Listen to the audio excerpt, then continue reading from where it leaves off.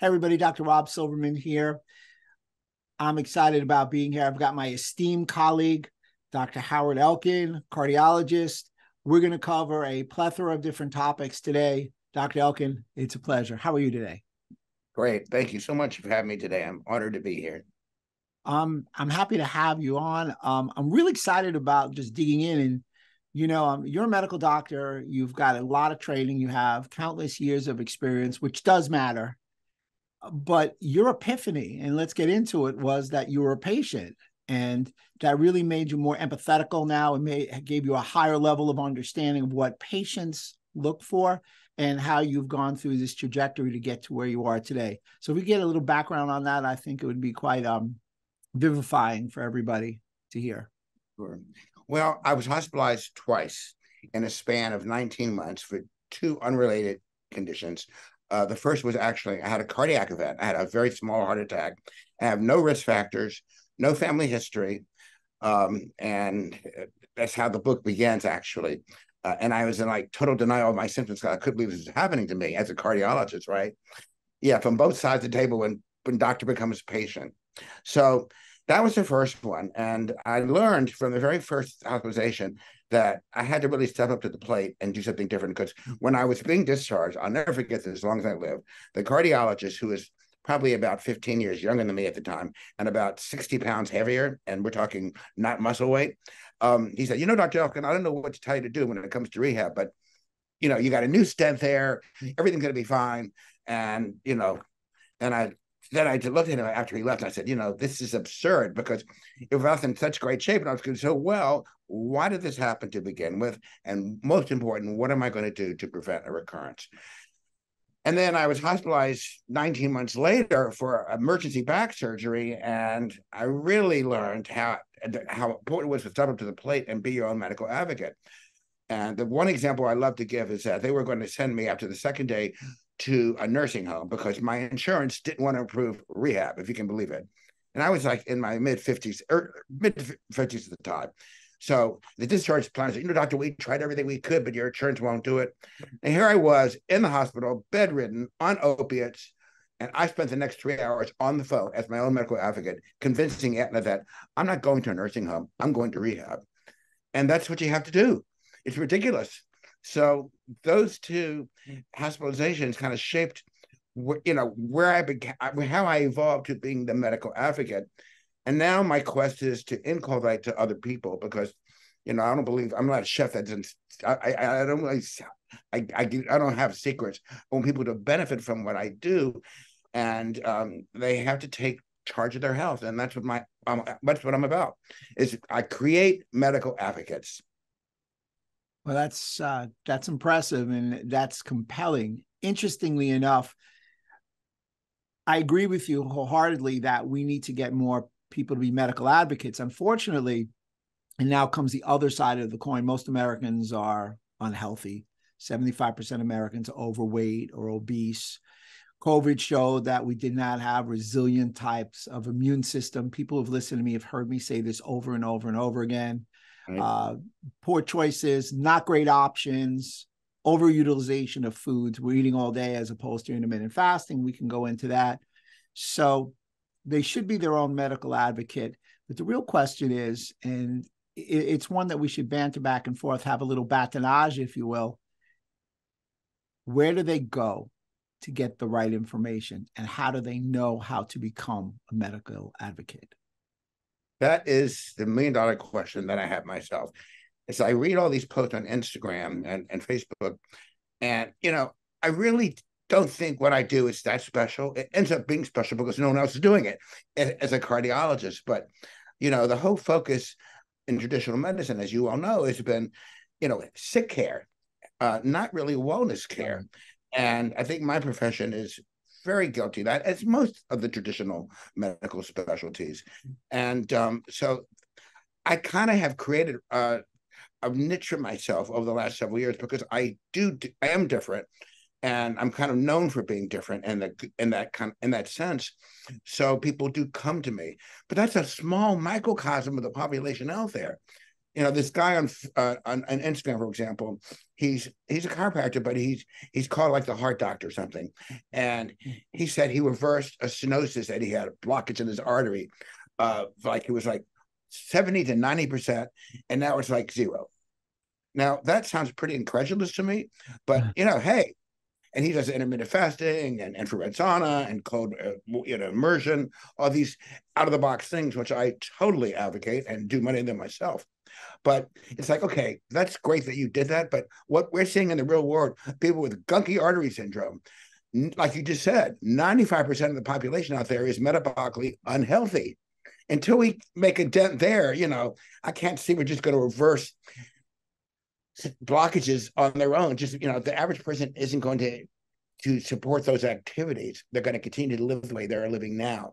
Fortunately, I've created a practice myself that's antithetical to that, but it's still a very small percentage. So we have a lot of work to do. I mean, cardiovascular disease is still the #1 cause of death in this country. And the numbers aren't really getting lower. So there's just a lot of work that needs to be done. You said it, CVD, cardiovascular disease, is the #1 killer. Why aren't we addressing that? We're worried about many other things. Now, you talked about the gunky, plaquey type of arteries. How does that happen? How can we avoid it? And can you reverse it to a certain extent? Right. And I'll hit you with one more. I know I'm piling on. I apologize. And you may want to address this in reverse engineering order. I was told that you do not see any changes in blood pressure to the 70% blockage in hemodynamic pressure. So I just threw it all out there. Take them one at a time. Okay.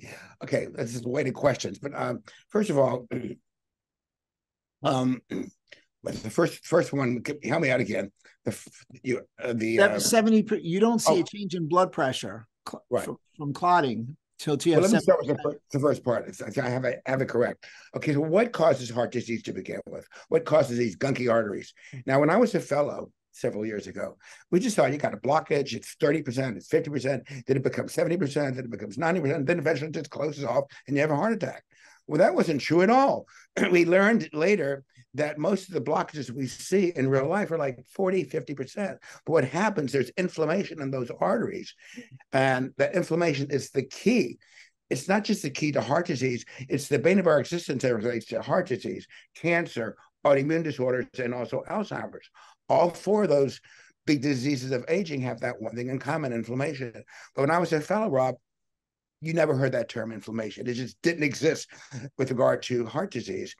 And take me, for example, I had probably a 40-50% blockage, but for some reason it ruptured and I had a blood clot, and I had a heart attack. Thank God it was very small and I had appropriate attention. But so people have to realize it's not just the artery disease itself, it's inflammation that's ongoing that'll perpetuate all these diseases of aging. And that's why we aren't getting healthier as a nation.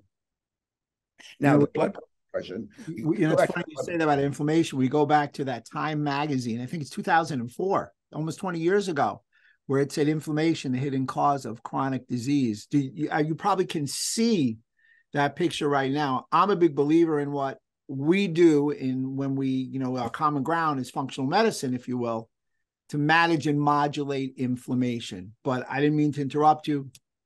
Take it away. And that's really important, because in traditional medicine, it's like, okay, symptoms. So, we doctors, we search for symptoms, right? Patients come to us with symptoms. And then what do? We get them to treatment. But there's something we left out. It's symptoms, cause. What is the cause? And then we treat. But unfortunately, we aren't really taught that in medical school. So even when when they say you get a stent, which is a life-saving procedure in the correct conditions, right? But it's really a sophisticated Band-Aid, because the procedures, the disease process itself is going to keep going. If we don't address the inflammation, you're going to end up with a stent in another artery, another heart attack, or stroke, bypass. I mean, I'm very lucky. Most of my patients end up with one stent. We don't have recurrent stents because I press prevention. I press patient being their own medical advocates. But I admit I have a very select group of patients that come to me that really want change. The average person, I don't know how much they want it, because look around. I mean, look at the obesity, the epidemic in this country now. People are not getting healthier. And so I'm trying to address as many people as I can, but there's a select number. So it is about inflammation. And you asked something about blood pressure. I want to get back to the blood pressure question. Do that again if you would. What question do you have about blood pressure? I was told that actually a patient told me this, that through the telephone game from a medical doctor, that you will not see a change in blood pressure till you have 70% plaquing in the arteries. That's not true. Well, that is good to hear. I mean, all right, I treat hypertension pretty seriously because it's still the number one risk factor for coronary disease. There's nothing to debate about that. We know that it runs in families. So there's a genetic tendency. We know that it increases as we get older. We know a lot of things about it, but we really don't know what the cause is. We really don't know what makes a person hypertensive other than this is genetic tendency. But the bad thing about hypertension is that it disrupts your endothelial function. And the endothelium is one cell thick. It's a semi-permeable cell, and it lines all 60,000 of our vessels. Okay. And as long as that's intact, I don't care if your cholesterol is 300, nothing's going to happen. But because of age, diabetes, hypertension, poor sleep, toxicities in the air, the water, the soil, I could go on and on. All these disruptors, some of which are endocrine disruptors, they become like little holes in that endothelium. Like you've all heard of leaky gut. Well, I call this leaky vessel because once there's leaks in the endothelium, then LDL cholesterol that's oxidized can get in there. And that's when you start the inflammatory process, which we did not know when I was a fellow. Leaky vessels. I love that. I have not heard that. And I'm big on gut. Leaky gut, leaky brain. I made it up. But it's very similar, right? It's really similar. You just lost it because that's it. I'm going to copy it, in about 500,000 people who hopefully watch this podcast are going to copy it. But it's a great concept. It's leaking. And people don't understand it. The sponge is powerful if it holds on to what it's supposed to, but when it leaks through, that's a problem. Here's my question, and this would be from a patient perspective. Give me a traditional cardiological evaluation and tell me how yours is different in the functional medicine integrative world. Great question. Okay, well, first of all, and I tell this to patients as soon as I meet them, I'm not basing my treatment on your numbers. Doctors like numbers. Okay, your LDL is this, your total cholesterol is that, your blood pressure is this. It's not that I don't look at these numbers. I'm not concerned. I'm more interested in your risk. What is your actual risk? And so I tell them what I'm going to do as your cardiologist is going to work. We're going to work this up and see what your actual risk is. I call it risk stratification. Once you know your risk, we can then treat you more appropriately and go from there. Like I had a patient that came in. This is about 6 weeks ago. A woman came in, and she had seen a cardiologist. You put her on a statin. She did not do well with it, so he puts her on another statin. The same thing happened, which is not uncommon. And then she went and said, "Doctor, I cannot take this medication. It's making me sick. I can't move. My muscles hurt. I'm in pain." Well, you have to take it. What do you mean have to take it? You'll die if you don't take it. This is what the doctor tells the patient. Unfortunately, she did the right thing. She got rid of him and came to me. And I worked her up. And I found that, you're not really high risk to begin with. I don't think you need to be treated for your cholesterol. And see, they often target middle-aged women because they're so compliant. And if you say, okay, you need to be on a statin to prevent heart disease, they'll take it. This woman, really did not need to be on a statin because she wasn't high risk. Now, how did I determine that? I do specialty cardiac labs. Now, the two that I tend to favor are Cleveland Heart Lab and also Boston Heart Diagnostics. Cleveland is really easy now because they were bought up by Quest Diagnostics, which is the largest lab in the United States a few years ago. So all you have to do is go to Quest Lab and they'll draw it and send it to Cleveland. But so once I get that information, Rob, I'll be able to tell not just what your cholesterol is, but also your particle number, the particle size, and we'll go into that after. But I'll really learn more about what kind of lipid problem you have. But I also look into your inflammatory profile, your metabolic profile, and also if you genetic test, your genetic profile. Once I have all that information, I have a pretty good idea of your risk. Now, let's say the risk is pretty significant. Before I start playing around with medications, because this is a chronic condition, I might want to order a coronary artery calcium score, a scan, because that tells me the degree of calcification in the coronary arteries. It's I'm going to call timeout. That's great. So the reason I'm asking is I'm in my 50s. I went to the cardiologist.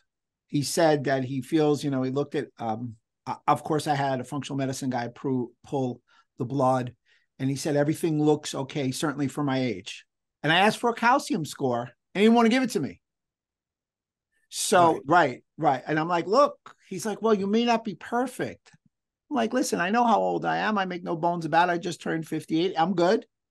I'm not going to be perfect because I know I'm not going to live to 160. But the reason I stopped you is, could you tell everybody when to take that exam? And typically insurance, if you're a low risk like myself at this point, the test is 100 to 250 out of pocket. So I wasn't trying to stop your fuego, but I know that most people are listening to us are 40 to 60 who want these tests. So please talk about that calcium score, like who should take it. I really believe in this test. I've been doing it for a long time. And the cash price, now, for some reason, Medicare covers it, but most PPOs won't. They still want to call it a screening test. I don't get it, but anyway, I don't make the rules. It's about $190 if you go to Harbor, UCLA, which is where I bring my patients. But you say between 150 to 200 or so. Most patients are willing. I've had very few say, I'm not going to do it. They're willing to pay for the test and go schlep to, Torrance to get the test done if they know that it's going to benefit them.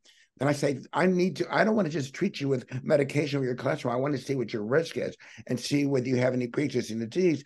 That will help me determine what's going on so I can treat you most appropriately, as opposed to just give you medication. And that usually wins the patient over. They're more than happy to do that.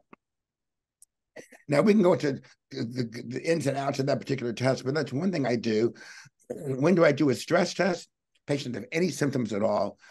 Now, this is an important thing. If you're talking about a woman, okay, here's my little dictum. If it's anything above the belly button in a woman, it's heart disease until proven otherwise, because their symptoms are so much different or can be different. So you have to have this index of suspicion all the time. But I do a lot of stress testing. But so I combine stress testing and I do the calcium artery scan and the sophisticated cardiac testing from either Cleveland Heart or Boston Heart. There's another test I do, if I can be so bold here. Most people do not know about this test. It was called the Pulse test, capital P-U-L-S, but it's been changed to Smart Vascular DX.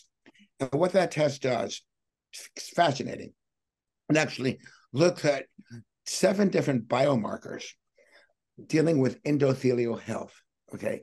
Because it all starts with endothelium. See, doctors just treat numbers. They just treat your LDL and cholesterol. But we want to know how healthy your endothelium is, because if that's not healthy, you're not going to be healthy in the long run. And so and most of these biomarkers are things you've never heard of. I've never heard of them before. But we're not treating the biomarkers, we're treating the patient. And so we get a risk of their low risk, medium risk, or high risk. So I've had patients. Smart Vascular DX. Yeah, Smart Vascular DX. Yeah, that's even new for me, the Pulse test. I just made a note. That's great. I've seen it work, and I've seen people with 0 calcium scores with a high with a high pulse test or a Smart Vascular DX. And the thing about it, why no one does it, there's no money in it. There's no drugs that treat the endothelium other than blood pressure medications. But I use supplements. And I have seen with the use of supplements that aid in endothelial health, I've seen the numbers come down, which is really exciting. So that's another test I don't do in every patient, but I reserve that when I have a patient that seems to be higher risk and I really want to get more information. It's just the thought process I go through as an integrative cardiologist to get as much information as I can in the shortest period of time. I had knocked you off your trajectory when I asked you about the calcium score. So you were going through some of the more eclectic, revealing type of cholesterol tests. You were talking about the particle size. I think you were going to talk about the ratios. I think you were also, in that time, I'm trying to steal your thunder, to talk about LPA, the genetic test. So I want you to share that with the viewers. Yes. All that is included when you do these sophisticated tests, either Cleveland Heart Boston Heart Diagnostics. So LP little a, let's take that one. It's getting a lot of attention now, finally. It's a fragment of LDL, and it's very sticky and inflammatory, and you don't want it because it's definitely a progenitor of coronary artery plaque because it's so inflammatory. Now, most doctors don't check for it, but it's easy to check. And once you get the value, you know, is that about 20 to 30% of Americans have elevated LP(a) and do not know it because it will not be checked in a standard lipid panel. Okay. And I think one of the reasons why it hasn't been popular is because there's no pharmaceutical treatment for it, at least up until now. So I've had a lot of success using niacin, which is actually vitamin B3, but of course we're using it in larger doses than we normally use for vitamin. But I have found that to be successful in a lot of my patients and lowering the LP(a). Also, the new injectables, we call them PCSK9 inhibitors that are really indicated for LP(a) can treat it. But there is a new biologic that will be coming out probably in the next 2 years or so. There are a couple of companies that are working on it now, and it will reduce LP(a) by as much as 50, 60% in 4 to 6 weeks. So that will be a game changer because lifestyle doesn't affect it. Diet doesn't affect it. Exercise, stress management. Unfortunately, I'm a big fan of lifestyle modification, but it won't help LP(a). LP(a), it's particles similar to LDL. Like you said, it's a fragment, it's sticky, it's inflammatory. You can get your level of LP(a) can be determined actually by your genes. We all know that genes aren't your destiny. They load the gun, they don't fire the gun. We've heard that. Essentially, you want a low amount. It's not that responsive to lifestyle as much as the other markers. Yes. However, it should be a standard in all cholesterol testing. Especially in young people. I mean, I get people in their 40s and 50s with heart disease. Excuse me. So it should be a standard, yeah. But again, because doctors don't know how to treat it, why look for it? But to me, I do that almost all my patients that I'm working them up. And that is a part of those tests that I mentioned. Now, the part of the number, go ahead. How about some of the other things, okay, and you're going to love this. This is the perfect setup. I played point guard, so you'll love this. Doc, I went to somebody else, and my total cholesterol was high. My LDL was high, not knowing their HDL was also high, and he would put me on a statin. What do I do? So that leads you right into your ratios and your particles. Right. Exactly. First of all, you might need to get another doctor because if they aren't thinking outside the box, they're just going to treat you based on the total cholesterol, triglycerides, HDL, LDL. That's it. That's what they, the ratio. But I want to get this information and let's talk about particle size for a minute. I'm really big on particle size and have been. Many years ago, I spent a couple of days at Berkeley Heart Lab, which is no longer in existence, but Dr. Robert Saperco's was the main guy behind particle size, rather. So all you got to remember one thing, guys, bigger is better. The larger the particle size, the more likely it is to not get oxidized and start the inflammatory process. So we measure the LDL, like, for example, Cleveland measures it in angstrom. So you actually get a measurement. This is how big your LDL particle is. So you want to be large and fluffy or large and buoyant. What you don't want is small dense. Why? Because small dense is more likely to get oxidized and then it can burrow into the wall of the artery, those leaky holes we're talking about, and that's what starts the whole process. But how would you know that? You won't know that. There's a hint if you have a diabetic and they tend to have low HDL and high triglycerides, you can bet they probably have small dents, but you don't know for sure. There are a lot of people that have a normal kind of profile, and yet they have low small particle size. So you don't really know unless you test for it. So I always say, test, don't guess. Without question, indeed. I think the study was 2005. It was Harvard University and the Medical University at Alabama. And they did the VAP test, which no longer is in existence. Right. It's branched out. I think they found out that if you test for the particle size, it's 3 times as effective to determine a heart attack versus standard. So next step, APOA and APOB. What are they? And I have to tell you, you're up against Peter Tia because he did a great job of actually saying the molecule. Yeah. So ApoB is thought to be, it really reflects your LDL. I just look at LDL because it's so universally accepted. And it's really, to be honest with you, I know Peter Tia makes a big deal about it. ApoB is probably a better measurement as far as prognosis is concerned. So the higher the ApoB, the more likely you are to have real heart disease. But in most cases, I think it's a little overdone. I think the LDL will basically reflect what the ApoB is and also the particle number. So they all are measurements of your risk. And I think ApoB is probably the best. And it's easily, like, it's part of Cleveland and part of Boston. So I'm getting the answers, you know. But they do correlate very well with LDL cholesterol in most cases. So if I could extrapolate, the low level kind of rudimentary is just HDL, LDL, total cholesterol. The next step up would be ApoA and ApoB, a better test.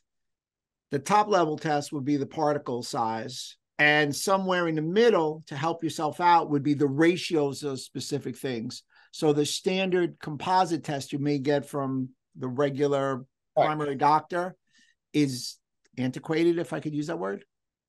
Yeah, I mean, I'm not so big on ratios. I'm not, being not a mathematician, but I look at them, but they're not like, it's not so much a huge thing for me. But another thing I want to talk about, if I could just digress for a second, is about HDL. So HDL is thought to be I call this healthy cholesterol, and LDL is lousy cholesterol. Now, you already know, talking about particle sizes, that it's not quite that simple. But with HDL, we've known for years that it stands for reverse cholesterol transport. So you have cholesterol throughout your body, and you want to get rid of the LDL that you don't need, so it goes to the liver, but doesn't go by itself. It's packaged with HDL, and that's called reverse transport. So you're going from the periphery to the liver, and that's where it's disposed of. Now, but it's not as simple as we thought. Like back in the 90s, I think, was the first trial, and definitely another one in 2000, in which there were trials in which we were trying to find medications, pharmaceuticals, that could actually increase your HDL because we thought it was so favorable. But actually, it backfired. Both these trials that I'm thinking about now were halted because there were actually more deaths and more myocardial infarctions when we tried to, from the outside, exogenously increase your HDL level. So it's more difficult. It's more complicated than that. Now, the new test that Cleveland does, which I really like, it's called HDL functionality.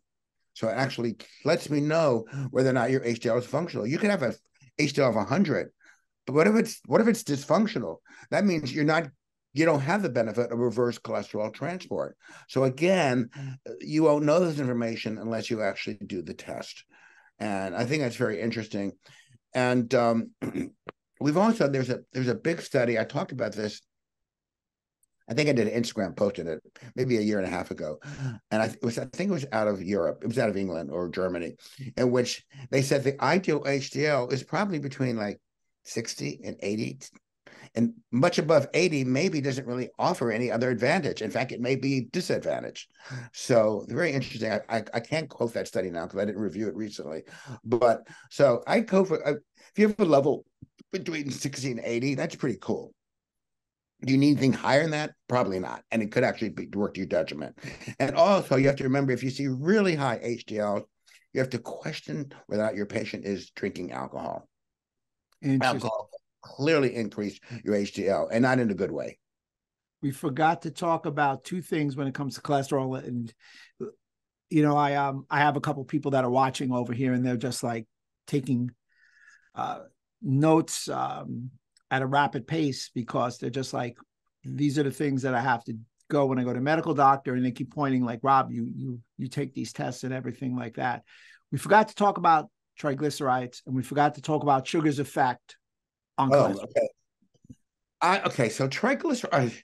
So there's 6. The major risk factors for heart disease are hypertension, smoking, hyperlipidemia, or high cholesterol, diabetes, obesity, and physical inactivity. But there's a whole host of secondary risk factors, and that list is actually increasing. But one of them is triglycerides. Now, I personally think triglycerides is very important, but it's, even if it doesn't tell you, I mean, it's not a good thing to have. It's definitely a marker of poor metabolic health. So the higher triglyceride level, the higher your metabolic health, is not going to be good. So we have this thing called metabolic syndrome, which I think there's 90 million people in this country that have it. I mean, it's ridiculously high, but don't take my word for it. Just look outside, and who do you see? Obesity. So anyway, triglycerides are high, and we tend to see it in diabetics, pre-diabetics, and metabolic syndrome. So it clearly is a marker for poor metabolic health. So I look at, it's very significant. That's one of the first things I look at when I get the panel. The other thing was, besides triglycerides, Sugar. Which one? Sugar, insulin. Sugar. Oh my God. Okay. People ask me all the time, what's the ideal cardiac diet? You know, I mean, I've been asked this question since I've been a cardiologist. And when I tell them the number one thing is to reduce your sugar and carbohydrate intake, they look at me, well, what about fat, cholesterol? I said, you know, if I hear once more that and increase your risk of heart disease, we've known for at least since 2016 that that's not true, you know, because cholesterol and your food does not equate to cholesterol in your blood. Anyway, so eggs are a very healthy part of certainly my diet. But anyway, eggs. You said eggs. Do right. You want to be clear? You meant not just egg whites. You meant egg whites. Right. Egg whites are like so last century, guys. There's no need. When I was competing in bodybuilding, I would have these 8 egg white, egg whites, and maybe I was allowed 1 yolk. I mean, it's ridiculous because we were also very into you trimming down and being ridiculously unhealthy, below body fat. But there's no need to do that. There's no there's no advantage in skipping over the egg yolks, high in lecithin and a complete source of protein. So it's a very good thing. Sugar is the nemesis. I tell patients, sugar, and starchy carbs. That is your nemesis. That's what you need to focus on. First of all, if you focus on that, you'll lose weight. You'll feel better. Your brain will like you. More than likely, you'll be cutting on inflammation. Why? Because sugar is the most inflammatory thing that we can ingest. It's like pouring gasoline over a fire. Okay. Wow. And that fire is happening within our arteries. So it's really important. And that's my big thing. I spend more time instructing people on glycemic index. I don't count calories. I don't count grams, but I do look at the glycemic index. And that's what I really try to really emphasize with my patients, because so many people still just carbs are an addiction. It really is. And I get it. It tastes good. It adds texture and variety to our diet, but we don't need it. It's not exactly healthy, and your brain thrives with fat and fat. Well, carbs are not essential. Fats and protein are essential, or at least amino acids for protein. Right. So let me switch gears because I want to wind down. I know you're really busy. Longevity is the topic of the year, without question. You as a cardiologist, as an integrative cardiologist, share with our viewers some biomarkers you would look for longevity. I have mine, but they want to hear yours for now. Okay. So this one lab, well, first of all, a couple of things. I should mention one lab real quick, and then we'll go to the other lab. There is a great, for biomarkers for aging, have you heard of True Diagnostics? That's a lab here, and they check, they really look at all these biomarkers and, you know, and really kind of help give you your biologic age. So we have a chronologic age and we have a biologic age, right? And we want our chronologic age to be less than our biologic age because we want to live longer and better. So there are tests for that. But there's one test that I might want to mention because your audience will be hearing about this in the future. It's a new test. It's called Cardia X, CARDIA with an X. And it's from the name of the lab. Oh boy. They're out of the Bay Area. Okay, I'll go come in a minute. Anyway, they test for like 25 different genes. related to the cardiovascular system, which is really exciting because in other words, I always tell in my book, I write treating hypertension is like trial and error. You don't know what's going to work. Diet, exercise, we know that diet and exercise will help, but what about drugs? What pharmaceuticals are better? And there's actually genes that will tell us this person will do well with this type of drug or this type of diet, or maybe they do need low salt, maybe they don't, salt's not an issue, or with this kind of supplement may be better. The same thing with metabolic syndrome. So you'll be hearing a lot about this. It's really new. It's not covered by insurance, like so many functional medicine tests. And it's called Vibrant Wellness. That's it. Vibrant Wellness. It's a component of Vibrant Health, and they're out of the Bay Area. So I'm starting to use that now. It's not necessarily for every patient. I don't think genes are the end all be all. I think genes probably 20 to 30% of our clinical outcome is dependent on genes, but 70% or more is dependent on lifestyle. But when is this helpful? This is helpful if you have patients that have hypertension that's difficult to control. Really the kind of people that we see as a cardiologist. I don't think the average person should be spending $250 or maybe it's $300 on this test, but it may be a game changer with certain therapeutic situations in higher risk patients or people that are adopted and they don't know their genes, genetic, so it would be useful there. True Diagnostics is a lab, and they check for a lot of biomarkers, most of which I'm not even familiar with her, but that's a great lab. There's other labs too that'll tell you your biologic age. And so what are we looking for in our longevity? We're looking to, it's lifestyle. It's lifestyle. It's diet, it's exercise, it's how you manage your stress, and it's sleep hygiene. Most people are not getting adequate sleep. I mean, I have this Oura ring on right now, and that tracks my sleep. You can too, right? And I was surprised that when I first got it, like I'm sure I get great sleep. I mean, I was wrong. I don't get as good. I didn't get as good sleep as I thought it was. First of all, my sleep latency is like I'm in the bed, I'm asleep in a minute. That's not necessarily a good sign. Because I think I forgot how long they say the average person takes, like 5 minutes. Not me. I'm out the minute I hit the sack. And my REM was pretty good, but my deep wave sleep was not so great. These are the tools that we can use to monitor our sleep progress, sleep hygiene, because it's the deep wave sleep that really helps with rejuvenation. So it's really important. And when I see a patient, and I'm sure I know you do as functional medicine, so I always talk to people. I mean, I'm a cardiologist, but I ask them about their sleep habits. I ask them about their gut function. That's part of my intake, because if I don't know about their gut, that there's a gut-heart connection. Everything is gut related these days. It's your second brain. So that's the difference between what we do in functional medicine and integrative cardiology versus traditional medicine. Fabulous. I'm going to hit you with some biomarkers for longevity. One, I'm looking at inflammatory markers. So some of the inflammatory markers that I'll test for interleukin 1 beta, interleukin 6, which is the most dynamic marker. It was well known with COVID.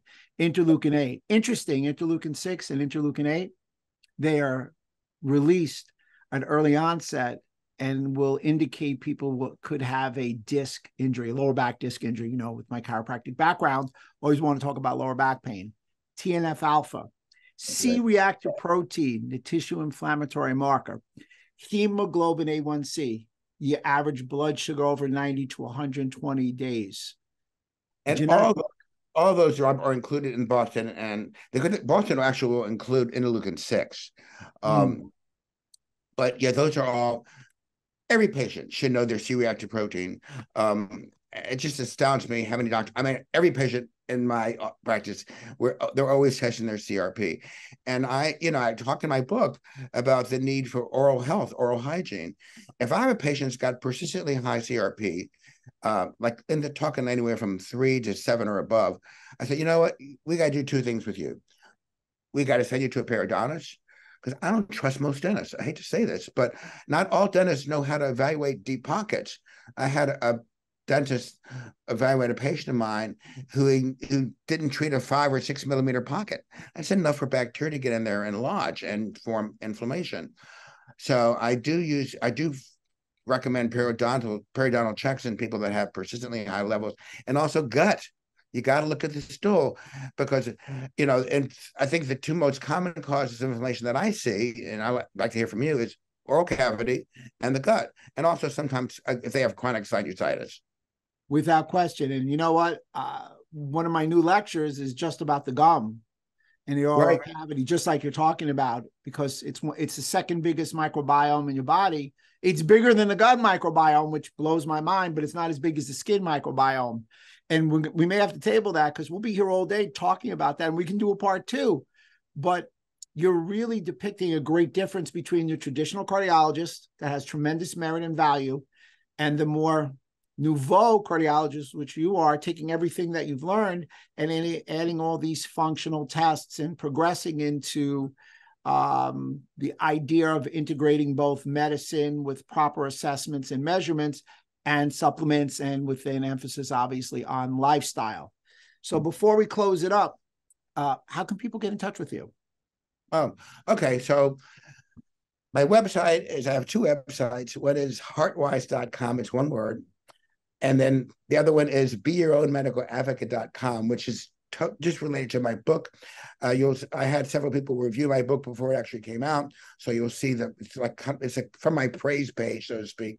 A little bit about me, and also about the book itself.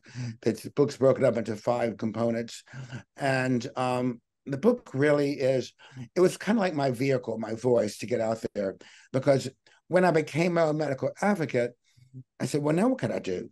Well, like I said, I want to create other medical advocates.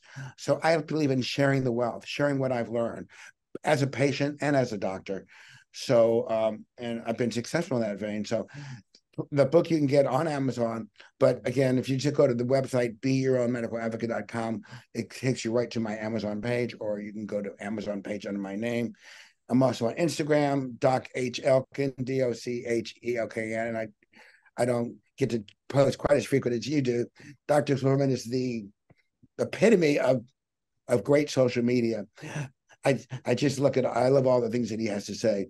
Because it's about teaching, it's about informing people about important stuff that, and there's so much malarkey out there. I also try to set I try to separate fact from fancy, and that's one of the roles that we have, because it's confusing out there. So that's it. I'm also on Facebook, HeartWise Fitness Longevity Center. So it's easy to get me. I'm in Whittier, California, which is basically about 15 minutes southeast of downtown LA. So that's basically how you can get in touch with me. Outstanding. It's been my pleasure. Thanks for upping my game with cardiological evaluations and labs. I'm a big believer that if somebody needs a cardiological evaluation, they should go to an integrative functional medicine doc, because he melds both worlds together, because he's looking at resolving the root cause of the injury. My name is Dr. Rob Silverman, Dr. Howard Elkin, Proven Health Alternatives, always yours in health.